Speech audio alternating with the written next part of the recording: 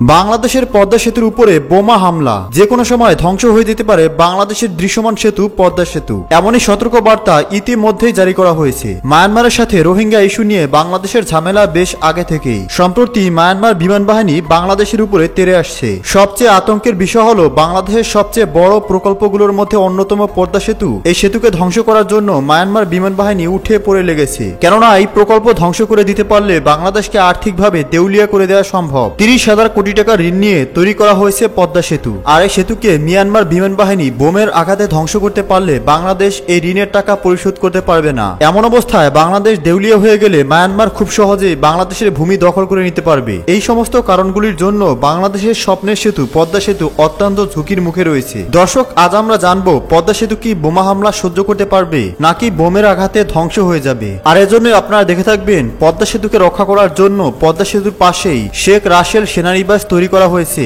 কেননা এই পদ্মা সেতুকে ধ্বংস করার জন্য দেশ বিদ্রোহীরা অনেক আগে থেকেই চক্রান্ত করছে। সেতুর পাশেই সেনানিবাস থাকলে কোনো শত্রুপক্ষ খুব সহজেই এদিকে আক্রমণ করতে পারবে না। তবে আতঙ্কের বিষয় হলো যদি মিসাইল হামলা অথবা আকাশ পথ থেকে কোনো ভয়ানক বোমের আক্রমণ করা হয় তাহলে এই সেতুর কি হবে। চলুন আজ আমরা সবকিছু এই ভিডিওতে জানবো।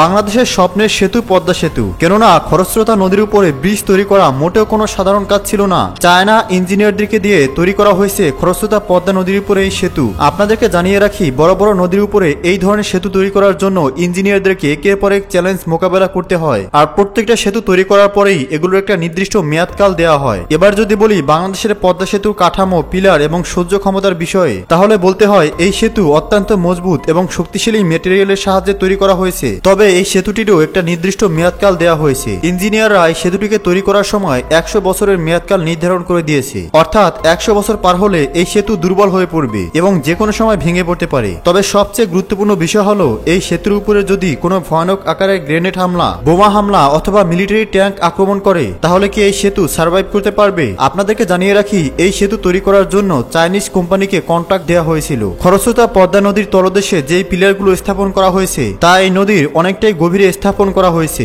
যে কারণে এর পিলার এবং ভিত অনেকটাই শক্ত। তবে এবার যদি বলি মিলিটারিদের বোমা হামলার বিষয়ে, তবে আপনারা প্রত্যেকেই জানেন বিমান বাহিনীদের এক একটি বোমা বড় বড় ভবনকেও মাটির সাথে মিশিয়ে দেওয়ার জন্য যথেষ্ট।